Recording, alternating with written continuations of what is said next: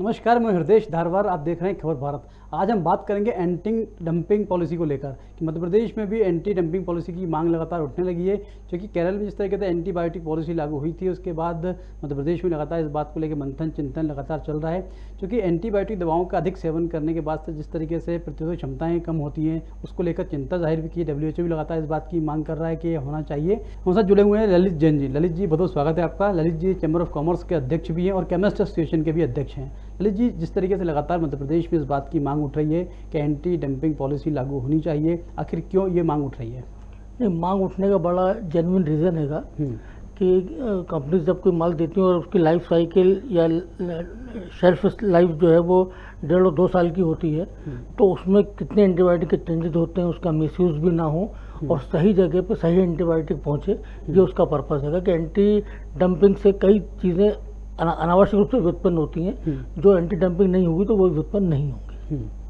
लेकिन लगातार सरकार भी इस पर चिंतन करी कि 2009 में भी इस बात को लेकर एक बार चिंतन हुआ था, जब तुलसी सिलावट इसके विभाग के मंत्री थे, तब भी ये मांग उठी थी। लेकिन सरकार ने ध्यान नहीं दिया। क्या लगता है सरकार कितना निरंकुश क्यों होती जा रही है? नहीं, अभी आपने कोविड के बाद देखा होगा कि सरकार का, चाहे वो केंद्रीय सरकार हो या राज्य की सरकार हो, अब दवाइयों के ट्रेड के ऊपर सरकार के ध्यान जाना शुरू हुए हैं।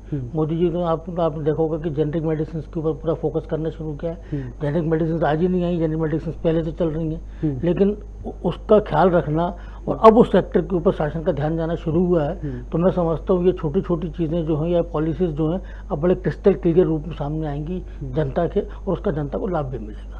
देखिए, आप तो एक व्यापारी हैं, व्यापार करते हैं, व्यापार के तरीके से ठीक है, लेकिन जिस तरीके से सरकार ने ध्यान नहीं दिया, जो मैन्युफैक्चरर हैं दवाओं के, फार्मा कंपनीज़ हैं, जो अपना एजेंडा फिक्स करके चलाती हैं, जिस तरीके से लगातार बाढ़ आती है, जैसे अपने कोविड काल में एक रेमडेसिविर इंजेक्शन की खूब मांग बढ़ी थी, तो कंपनियों पर उत्पादन पर नियंत्रण नहीं हो सरकार का होता। नहीं, ये DPCO होता है, ड्रग प्राइस कंट्रोल ऑर्डर, उसके अंदर तो ये कंट्रोल रहता है। रेस्ट ऑफ द उसके अंदर अभी सरकार का कोई इस तरह का मंतव्य नहीं हैगा और ना उस पर कंट्रोल रहता है। लेकिन ऑल ऑफ अ सडन कोई डिमांड अगर आती है तो उसको कितना भी आपका अच्छा नेटवर्क हो, लेकिन उसको आप मीट नहीं कर सकते, क्योंकि अच्छा अप्रत्याशित रूप से उत्पन्न हुए घटनाक्रम है तो उसके अंदर वो पता नहीं लग पाता है। लेकिन बाकी जो सिस्टम में दवाइयाँ चलती हैं उनमें ऐसी घटनाएं नहीं घटती हैं। आज अगर ऑल ऑफ अ सडन कोई ऐसी क्लाइमेट आ जाती है, ऐसी घटना घट जाती है, तो फिर एक अलग इशू होगा कि उसकी सारी व्यवस्थाएं चरमरा जाती हैं, क्योंकि बेसिक सेल उसकी मान लीजिए महीने भर के अंदर 1000 वाइल की, और अगर 20,000 की डिमांड आती है तो कहीं ना कहीं स्थिति डगमगाती है। तो अधिकतर यार देखने में ये भी आता है कि डॉक्टर्स अननेसेसरी जो एंटीबायोटिक दवाएं हैं वो लिखते हैं, उनके द्वारा मांग बढ़ती है, जो कि सरकार चाहती है कि इसमें नियंत्रण हो। डॉक्टर कम से कम एंटीबायोटिक दवाओं का सेवन करें, उपयोग करें, और पर्चे कम लिखेंगे, निश्चित तौर पर इसकी मांग भी कम होगी। देखिए, एंटीबायोटिक ऐसा है कि ज़बरदस्ती डॉक्टर तो नहीं लिखते होंगे, मैं नहीं सोचता ऐसा कि कितना भी कैसे डॉक्टर हो, लेकिन मरीज के साथ अन्याय करना तो उचित नहीं समझता है। लेकिन एंटीबायोटिक यूज़ में जनरल अवेयरनेस की भी बहुत आवश्यकता है कि हम इसमें बहुत बड़ा कारण ये कि हमारे यहाँ लैक ऑफ लिटरेसी है। उसकी वजह से आम आदमी एंटीबायोटिक के होने वाले साइड इफ़ेक्ट्स को या उनको नहीं समझता है। लेकिन अगर एक केमिस्ट समुदाय और डॉक्टर समुदाय अगर इस बात पर आमदा हो जाए कि हमको एंटीबायोटिक के रैशनल यूज़ पर बात करना है, तो मैं समझता हूँ कि ये थोड़ा मुश्किल ज़रूर है, लेकिन असंभव नहीं है।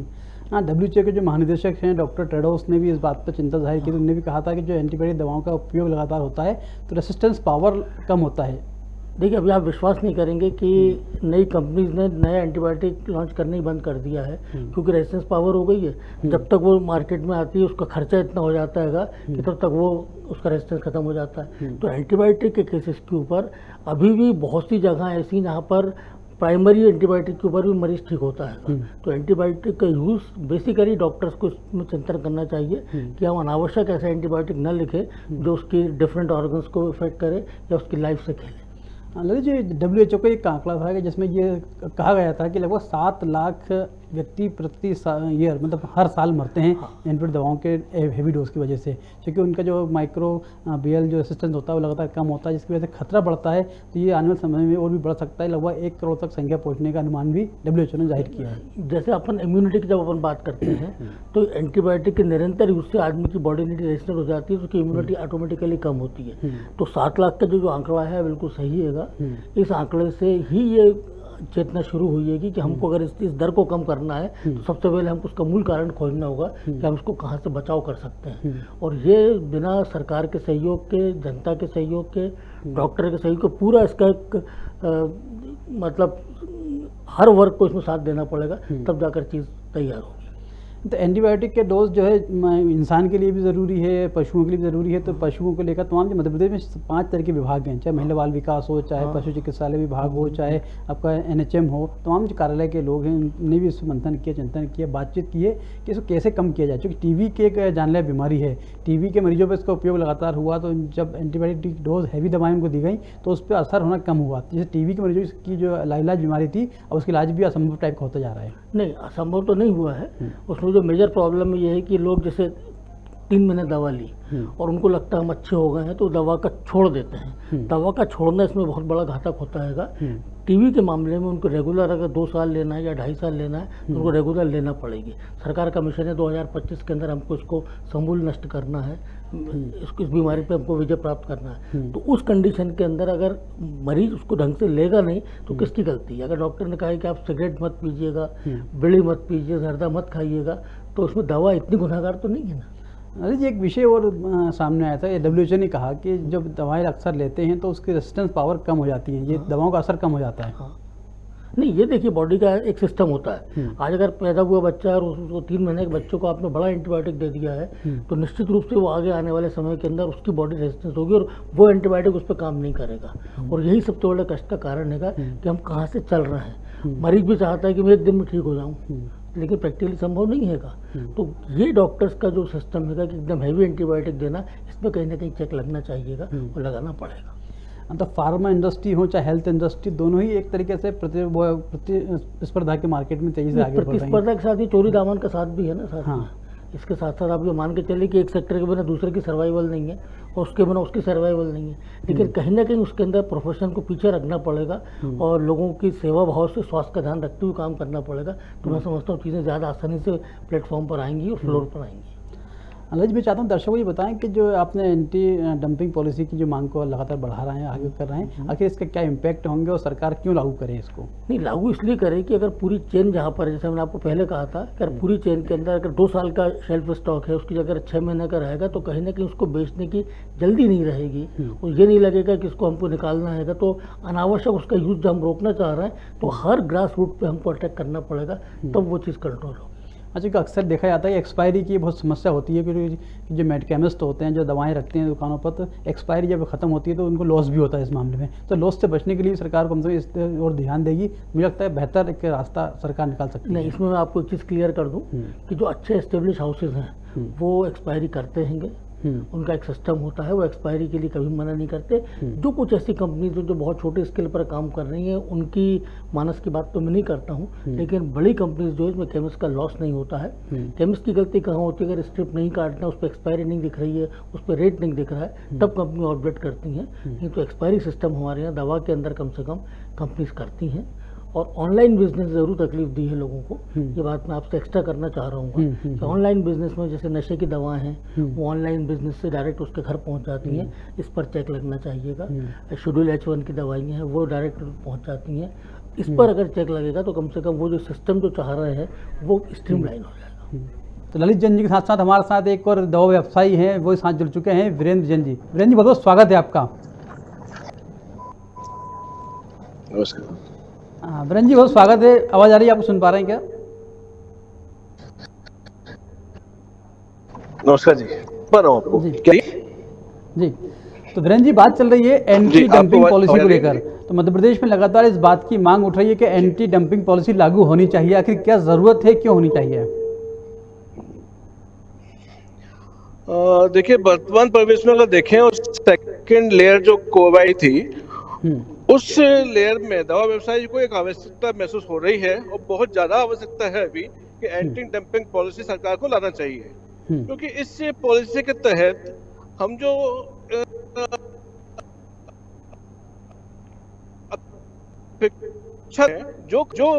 बड़े बड़े जो हैं उन्होंने इस मार्केट की एक नब्ज पकड़ ली है। कोविड के नाम पर जो दवाइयां विक्रय की गई थी, क्योंकि एक आकस्मिक पीरियड में उनसे दवाइयां मांगी गई थी, रिक्वायरमेंट थी दवाइयों की, और अचानक ही अगर दवाओं का उपयोग कम हो जाता है, जो कि एक अच्छी बात है, कोविड से निजात मिल जाती है हमको और हमें उसकी दवाओं का उपयोग की आवश्यकता नहीं पड़ती, तो ऐसी स्थिति में दवाइयां तुरंत वापस होना चाहिए।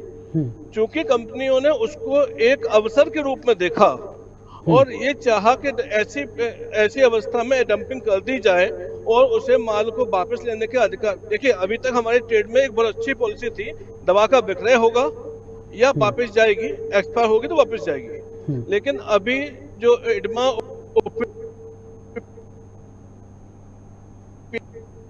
इनसे संबंधित जो भी अभी डंपिंग डालते हुए गुड्स को कंज्यूम कराने के और वापस लेने की प्रक्रिया से भागने की कोशिश कर रहे हैं। और ऐसी अवस्था में हमारा केमिस्ट होलसेलर परेशान हो रहा है और इनके शोषण का शिकार हो रहा है। जब भी कभी मैन्युफैक्चर कंपनियां, मार्केटिंग कंपनियां, जो इम्पोर्टर है, जब भी किसी दवा का मूल्य निर्धारित करवाती हैं, फॉर्म फिफ्थ एक प्रक्रिया है जिसके तहत किसी भी दवा का मूल्य निर्धारित किया जाता है। तो उस वक्त अपने खर्चों में दवा को विक्रय करवाना, दवाओं की एक्सपायरी का परसेंटेज जो होता है उसका व्यय भी काट लेना, उन सबको मिलाकर ही दवा का मूल्य निर्धारित किया जाता है। तो जब एक मैन्युफैक्चरर और इम्पोर्टर दवा का मूल्य निर्धारित करते वक्त उसके एक्सपायर होने के खर्चे भी इंक्लूड कर रहा है और जब माल जब एक्सपायर हो रहा है तो उस पर वापस नहीं ले रहा है। मैं अभी सुन रहा था, मेरा साथी रही जन साहब ने कहा है कंपनी हमारे विधिवत वापस लेती हैं। मैं मान रहा हूँ हमारे यहाँ ऐसी व्यवस्था है विधिवत वापस लेने की, लेकिन अभी जो सेकंड लेयर के बाद माहौल बन गया है वो स्थिति भयावह है, करोड़ों का माल डंपिंग है। तो क्या हम उस अवस्था में जब दवाई की रिक्वायरमेंट है तो क्या कंपनी को ऑर्डर नहीं डालें? अगर ऐसा करना दवाओं की उपलब्धता को बाधक पहुंचाने का दोषी माना जाएगा केमिस्ट को, अगर वो ऑर्डर नहीं डालता। और ऑर्डर डालने के बाद में जब दवा आ जाती है और इत्तेफाक से या खुदकिस्मती से अच्छा माहौल हो जाता है, दवाइयों की उपलब्धता होने के बाद में उपयोगिता कम हो जाती है। ऐसी अवस्था में हमारा केमिस्ट दोषी कहाँ है? हमारा केमिस्ट का एक दायित्व दवाओं की उपलब्धता रखना और किसी भी अवस्था में मरीज को दवा उपलब्ध कराना, लेकिन दवा कंज्यूम कराने का ना तो दायित्व है उसका और नैतिक जिम्मेदारी उसकी बनती है, और ना ही किसी कंपनी की होना चाहिए। किसी भी मैन्युफैक्चरर को दवाओं के जब वो निर्माता है तो उसे उसकी आवश्यकता के अनुसार खपत सुनिश्चित करनी चाहिए। और अगर खपत नहीं होती है तो फॉर्म 5 में जो उसने डिक्लेरेशन दिया था कि हम इस दवा उपभोग के बाद में बचे हुए माल के लॉस का भी जो आंकड़ा होगा, मूल्यों का, लॉस की वैल्यू का जो आंकड़ा होगा उसको भी मूल्य में जोड़ लिया जाता है, तो उसके तहत उन्हें इमीडिएट वापस लेना चाहिए। दूसरा, एंटीबायोटिक दवाओं के लिए जो अभी जो सप्ताह चल रहा है, अगर ऐसी अवस्था में ऐसे एंटीबायोटिक एक्सपायर होते हैं और कंपनियां वापस दी हैं तो दो दोष बड़े होते हैं इसके ऊपर कि एक तो जिसके हाथ में भी मतलब जिसको अपन होल्डिंग स्टॉक बोलेंगे, जिस किसी केमिस्ट या व्यापारी पे होल्डिंग स्टॉक है वो कंज्यूम कराने की कुछ वैसी व्यवस्था हो सकती है जब कंज्यूम कराने की कोशिश करेगा जिससे एंटीबायोटिक दवा का उपयोग बढ़ेगा, जो कि अच्छा नहीं है, या फिर एक्सपायर होने के बाद में उसे डिस्पोजल करने की कोशिश करेगा। और डिस्पोज करते वक्त ऐसे कभी नाली गले नदियों में पानी के माध्यम से पशु पक्षी जीव जंतुओं के पेट में पहुंचती हैं और वो जैसे मत्स्य उद्योग वगैरह ऐसे तालाब, जनरली भोपाल में तो हमारे विधि एक ही है, लिया तालाब में डाल दिया, किसी भी तरह के तालाब के पानी में अगर एंटीबायोटिक पहुंचता है और मछलियों के पेट में जाता है, वो मछलियों को उपयोग में लाते वक्त मनुष्य खाता है तो एंटीबायोटिक रेस्ट्रिक्शन उसमें बढ़ेगा और भयावह स्थिति उत्पन्न होगी। अल्टीमेटली हमें फर्स्ट पॉइंट पे एंटी डंपिंग पॉलिसी लाके कंपनियों को दबाव में लाना चाहिए और सरकार को विधिवत कानून बना के इसका विरोध करना चाहिए और एंटी डंपिंग पॉलिसी के तहत कंपनियों को बाउंड करना चाहिए। अभिनंदन जी, एक और बात समझना चाहेंगे आपसे, केरल सरकार ने एंटीबायोटिक पॉलिसी लागू की हुई है, लेकिन मध्य प्रदेश में भी 2019 में भी जब तुलसी सिलावट मंत्री थे तब भी इस बात की मांग उठी थी, लेकिन सरकार ने ध्यान नहीं दिया और आज तक स्थिति लंबित है। मैं आपके क्वेश्चन को पूरी तरह नेटवर्क के कारण सुन नहीं पाया हूँ। मेरा सवाल ये था, केरल राज्य ने एंटीबायोटिक पॉलिसी लागू की हुई है, लेकिन मध्य प्रदेश में जब तुलसी सिलावट स्वास्थ्य मंत्री थे तब भी इस बात पर चर्चा हुई थी, मंथन हुआ था, लेकिन उसके बाद भी एंटीबायोटिक पॉलिसी यहाँ पर लंबित है। मध्य प्रदेश में हमारी ओर से मैं मानता हूँ शासन के प्रयास और हमारी ओर से इसको प्रस्तुत करने का क्रम पूर्ण नहीं था या उसमें एग्रेसिवनेस नहीं रही और इसी वजह से पॉलिसी पेंडिंग है और बहुत जल्दी हमारे अपने दवा व्यवसाय के जो कर्णधार हैं उनकी ओर से इस पॉलिसी के प्रति काम करना चाहिए और शासन के संज्ञान में लाने के बाद में इस पॉलिसी को जल्दी से लागू कराना चाहिए। हम ये चाहते हैं कि आप दर्शकों को बताएं कि एंटीबायोटिक पॉलिसी किस तरीके से होनी चाहिए और क्या क्या उसमें सुझाव आपकी तरफ से रहेंगे। देखिए, पॉलिसी ऑलरेडी ड्रग एक्ट में डिजाइन की हुई है। अगर फॉर्म फिल दवाओं का मूल्य मांगा जाता है, किसी नई दवा बनाने से पहले मूल्य क्या रखेंगे आप, मैन्युफैक्चरर मांगा जाता है और मैन्युफैक्चरर उसमें दवाओं के एक्सपायर के खर्चे जोड़ के मूल्य बताता है। यानी आपकी हर दवा जो कंज्यूम हो रही है उस पर एक्सपायर का खर्चा जोड़ लिया जाता है, तो पॉलिसी ऑलरेडी है। अब क्रियान्वित करने की जरूरत है। उन दवा मैन्युफैक्चरर और इम्पोर्टर को बाध्य करना है कि आपकी दवाएं उपयोगिता अनुसार ही कंज्यूम कराएं। जबरदस्ती प्रमोशन के लेके मेडिकल रिप्रेजेंटेटिव के द्वारा या किसान में प्रमोशन के द्वारा दवाओं का कंजम्पशन, एंटीबायोटिक कंजम्पशन ना बढ़ाएं। और अगर ऐसी अवस्था में दवा एक्सपायर होती है तो विधिवत उसको वापस लेकर भंडारणकर्ता स्टॉकिस्ट को पॉलिसी ऑलरेडी है। हमें ध्यान है कानून को। अगर कोई दवा इंपोर्टर अपने बनाई हुई इंपोर्ट की दवाई को वापस नहीं लेता है, एक मार्केट से कंज्यूम नहीं करवाता है, तो उसके विरुद्ध कार्रवाई की जाए। अभिनंदन जी, एक चीज और देखने में आती है, कुछ दवाओं पर कंपनियों का जो मोनोपोली होती है, मोनोपोली कैसे ब्रेक किया जाए?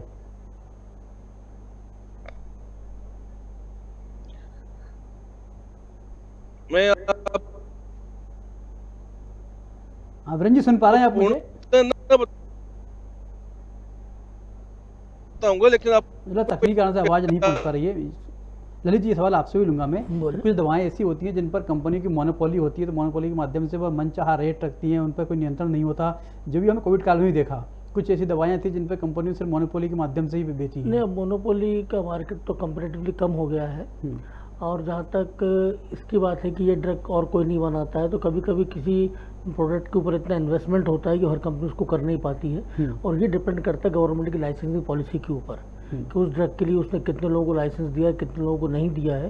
तो ये रैशनल होना चाहिए कि कंजम्पशन कितना है और कितने इसके मैन्युफैक्चरर हैं और कितने। जब तक ये ट्रेंगल नहीं बनेगा तब तक ये शिकायत आपको बराबर मिलती रहेगी। कई बार जैसे लड़ाई फार्मूले की होती है कि फार्मूला भी कंपनी देना नहीं चाहती कि जिस फार्मूले पे पहले से काम कर रहे हैं। अगर किसी का उस पर कॉपीराइट है या किसी कंपनी ने उसको रिसर्च में लिया हैगा, तो इतनी आसानी से वो उसको नहीं देगी।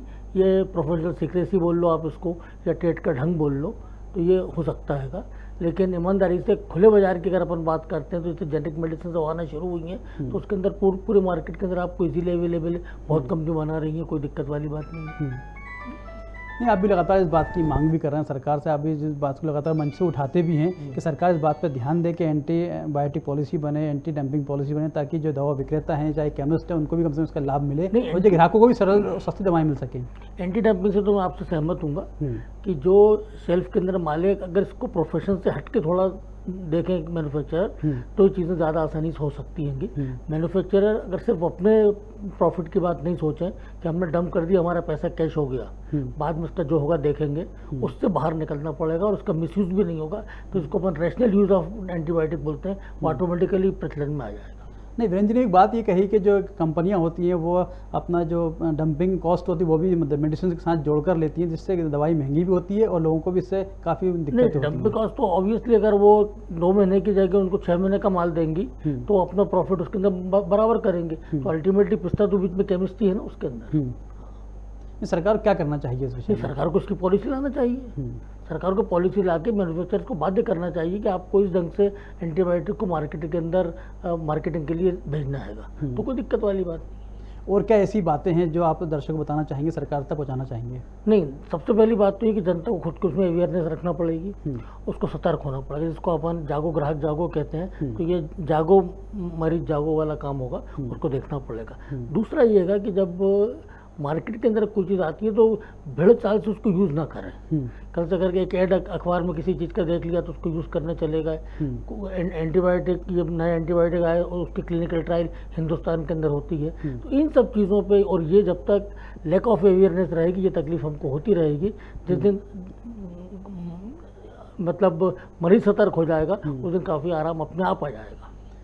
ललित जी, आपने एक और बात कही थी कि जो ई मार्केट है, जैसे टेली मार्केट है, जहां दवाएं लगता जो ई प्लेटफॉर्म पर आकर बिक रही हैं, कंपनी अपने हिसाब से मनमर्जी से एडवर्टीजमेंट करती हैं, प्रमोशंस करती हैं और ऑनलाइन ऑर्डर्स लेती हैं, चाहे मेडे ऐप हो, तमाम जो ऐप होते हैं, इसके माध्यम से आपका केमिस्ट का जो व्यवसाय है उस पर कितना असर पड़ता है? ऑनलाइन क्या बेहतर होना चाहिए? ऑनलाइन दवाइयों में होना नहीं चाहिए, क्योंकि ऑनलाइन की जो मिसयूज़ हो रहे हैं वो लोगों को अंदाज नहीं है कि जवान बच्चा घर में बैठा रहेगा, उसको नशे का पैकेट घर के अंदर आ गया, सब गलत नहीं होते, लेकिन सब सही भी नहीं होते हैं। ऑन द सेम क्वार्टर ठीक है, बुजुर्गों का मानता हूँ कि बुजुर्गों के साथ घर में उनको सुविधा मिल जाती है, लेकिन ऑनलाइन जिस हिसाब से ये कैटर कर रहे हैं, उसमें शेड्यूल H1 की ड्रग्स, शेड्यूल ड्रग्स या इन ड्रग्स के साथ जो लोगों को ज्यादती हो रही है, तो बदनाम तो केमिस्ट होता है और करते ऑनलाइन वाले हैं। उसको चेक करने की बहुत महती आवश्यकता है। नहीं, 1mg करके एक पोर्टल है, वहाँ पर लगभग दवाई लोग खरीदते हैं, चीज़ें करते हैं। यहाँ पर शिकायत ये भी आती है कि नकली मेडिसिन भी उनको तक पहुँच जाती हैं। नहीं, किसी अब अगर अपन भोपाल की बात करें, भोपाल में तो ईश्वर की बहुत दया है कि इस तरह का कोई पिछला नहीं हैगा। अगर कहीं तो शिकायत आती है तो ये FDA का मैटर है। उनको अगर नकली दवाइयों कोई आता है तो उस पर सख्त से सख्त कानून होना चाहिए, और जो टेस्टिंग में लंबा समय लगता है वो अर्ली हो, ताकि उनके साथ कठोर कार्रवाई सरकार कर सके। ललित जी, एक चीज़ अक्सर ही देखने में आती है कि जो कुछ केमिस्ट हैं, जो दुकान हैं, बड़े व्यवसायी हैं, वो अक्सर ये करते हैं कि जो जेनरिक दवाएं होती हैं उनको भी ब्रांडेड कंपनी बताकर बेचते हैं और व्यवसाय कमाते हैं, लाभ कमाते हैं उसमें। नहीं, इसमें केमिस्ट की गलती नहीं है, अपना विसंगति है। बाकी कहीं पर भी जेनरिक मेडिसिन मतलब जेनरिक मेडिसिन, ब्रांडेड जेनरिक जो है सिर्फ हिंदुस्तान के अंदर है, कि जैसे क्लोनफेनिकॉल है, अब उन्होंने उसको ब्रांडेड जेनरिक नाम दे दिया, किसी और नाम से बेचना शुरू करा, तो ब्रांडेड जेनरिक नहीं होना चाहिए। जेनरिक है या ब्रांडेड है? ब्रांडेड जेनरिक मतलब कहीं ना कहीं आपने एक रास्ता निकाला है कि हमको उसको कैसे जनता तक पहुंचाना और कैसे प्रॉफिट अर्जित करना है। तो ब्रांडेड जेनरिक नाम की कोई चीज़ नहीं होना चाहिए। जेनरिक है या ब्रांडेड है, बात खत्म हो गई। सेंट्रल गवर्नमेंट ने भी एक जन औषधि केंद्र खोले हैं, तो जन औषधि केंद्र के माध्यम से दवाओं का वितरण और विक्रय होता है, तो उसमें और आपके व्यवसाय में कितना फ़र्क इससे पड़ता है? नहीं, फ़र्क तो देखिए, ऑब्वियसली अगर कोई काउंटर खोलेगा तो उसमें फ़र्क होगा, लेकिन क्योंकि ये आम जनता की सुविधा के लिए खोला गया है, प्रधानमंत्री जी का ये एक बड़ा फोकस करने वाला प्रोजेक्ट हैगा, और मैं समझता हूँ अगर आम जनता को उससे फ़ायदा मिलता है तो ठीक है। अल्टीमेटली जो काम करने वाले हैं वो भी हमारे केमिस्ट भाई होंगे, और लोगों को सुविधा मिलती है तो उसमें कोई आपत्ति वाली बात नहीं है, लेकिन वो ढंग से और शुद्धता के साथ काम करें, वो ज़्यादा इंपॉर्टेंट है। हाँ, एलोपैथी पद्धति पर अक्सर इस बात के आरोप लगते हैं कि जेनरिक जो दवाएं होती हैं, उन दवाओं को दुष्प्रचार उनके द्वारा किया जाता है कि वो दवाएं प्रभावी नहीं होती, इसलिए शायद लोग एलोपैथी पर ज़्यादा भरोसा करते हैं। नहीं, मैं ऐसा नहीं मानता। जेनरिक दवाइयों में एक ये ट्रेंड चल गया कि जेनरिक दवाइयों में फ़ायदा नहीं होता है या उसकी क्वालिटी वो नहीं होती है, ऐसा नहीं होता। सारी टेस्टिंग के बाद मार्केट में आती हैं, और बड़े बड़े हाउसेस भी जेनरिक का मैन्युफैक्चरिंग कर रहे हैं, तो क्वालिटी से कहीं कंप्रोमाइज़ नहीं होता। उनके मार्केटिंग एक्सपेंस कम होते हैं, उसके टैक्सेशन के अंदर फ़र्क होता है, वो एक अलग बात है। बाकी ऐसा नहीं होता, इसमें क्वालिटी वाली कोई ऐसी बात नहीं है। दलित जी, आप खबर भारत स्टूडियो पधारे, आपको बहुत बहुत शुक्रिया, धन्यवाद। क्योंकि जिस तरीके से बात चल रही थी एंटी डंपिंग पॉलिसी को लेकर, एंटीबायोटिक पॉलिसी को लेकर, मध्य प्रदेश में लागू होनी चाहिए, क्योंकि दवाओं की कीमत यदि बढ़ती है तो इसका असर सीधा आम उपभोक्ताओं पर भी पड़ता है। क्योंकि सरकार को ध्यान देंगे चाहिए जो भी कीमत हो, कीमत नियंत्रण में हो, मैन्युफैक्चरिंग नियंत्रण में हो, वो पॉलिसी को लागू होगी तो बेहतर तरीके से जनता को भी लाभ होगा, सरकार को भी निश्चित तौर पर इससे लाभ होगा। फिलहाल चर्चा में इतना ही, मुझे इजाज़त, नमस्कार।